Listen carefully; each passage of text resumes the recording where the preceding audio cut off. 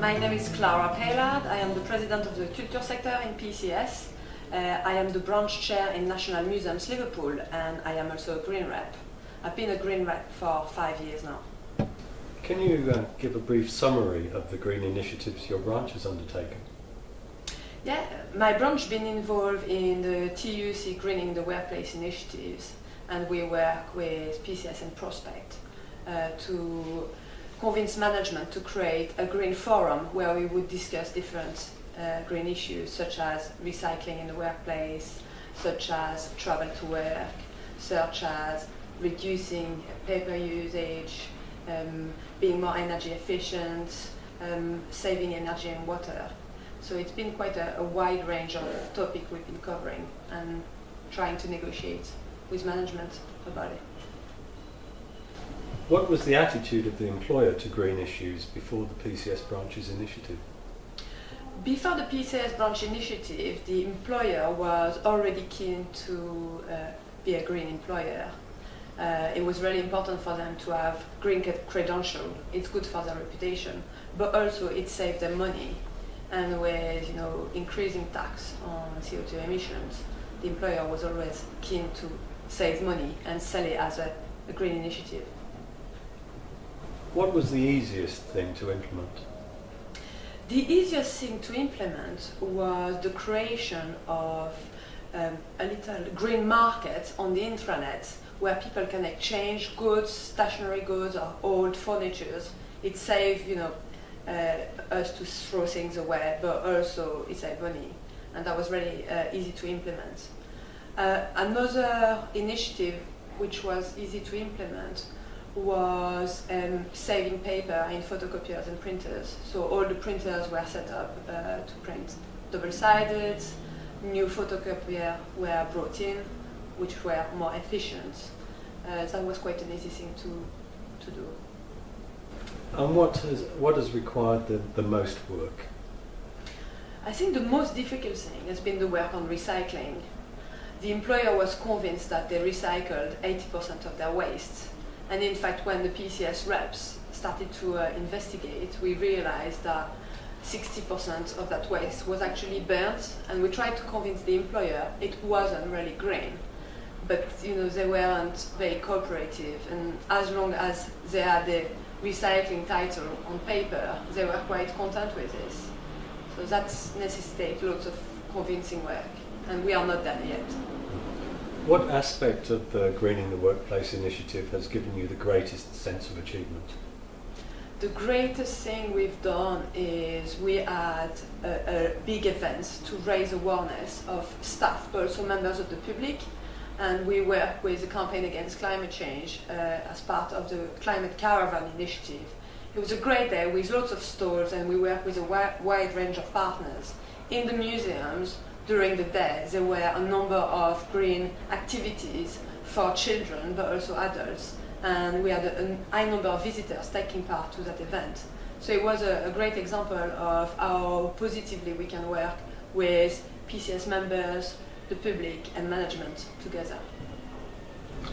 Would you say that there's been any change to PCS membership views about the environment as a result of being involved in the initiative, both in the branch itself and the general membership?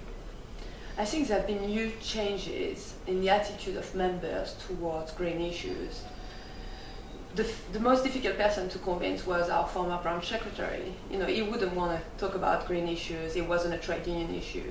But through the commitment of our green reps, he's totally changed his attitude and understand that actually, the environment is a trade union issue and we can do loads about it. I think generally members are starting to realize that we need to do something about climate change, but also this could help save jobs because we may save money if we save energy. So it's a bigger picture that's important, and I think PCS members are starting to grab this. Has being involved in the Greening the Workplace initiative had the effect of making ordinary members more involved in other aspects of the union's work? I think green reps become more involved in other aspects of union work. People may start as a green rep and then they take on another role such as learning rep, but I've also seen one of our young green rep becoming the regional organizer for our group. So I think many people will start as a green rep because they want to do something about the environment, and then they realize the bigger picture and how it is important to be involved in the union on a wider scale. So yeah, definitely. Has the Greening the Workplace initiative at National Museums Liverpool helped recruit any new members, do you think? I think we have recruited new members, through environmental issues. Actually, lots of young people are really interested about climate change and sustainability, and they wouldn't think that the union would even talk about that. But when we raise green issues with especially young members, it's something that get them on board and they see a wider image of the union.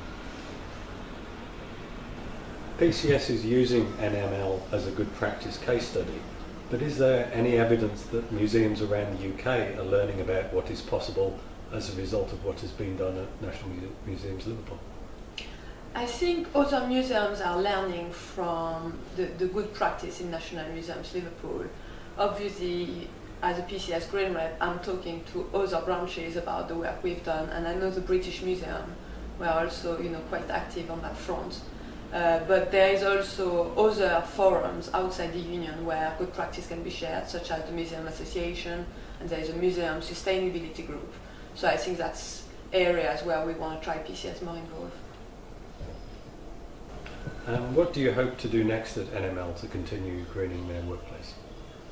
I think the big challenge at the moment is green issues are slightly put on the back burner because of all the cuts that are happening in our branches. We want to use that to show management that actually we can save money through green initiative as well as save the environment. And one of the things we are looking at currently is exploring the possibilities of having solar panels on top of our museums and how we can fund that through maybe a cooperative approach. It's quite a big challenge, but we are up for it and management is starting to listen. So hopefully we can move forward on this. If you could give just one piece of advice to new green reps who are just starting to green their workplace, what would it be? If you are a new green rep, what you need to do first is speak to other green reps because there is a huge amount of experience and advice out there. They can give you lots of ideas about where you can start and what initiative you can put to your members when you become a green rep. So yeah, speak to other people. It's the key, and that's what the union is about, working together. Is there anything else you think it's important to say about PCS's green work? I think PCS green work is on two fronts. First of all, we want individuals and green reps to act in the workplace to save energy and take green initiatives on an individual basis. But we need to see the bigger picture and the possibility of creating millions of jobs that will reduce CO2 emissions. So I think every PCS member should be aware of the 1 Million Climate Job Initiative, which is part of the alternative, and hopefully we can raise the profile of that policy. If you are a new green rep, my advice is speak to other green reps because it's so important to exchange experience and see what's been done somewhere else. Everybody is really friendly and we will help you.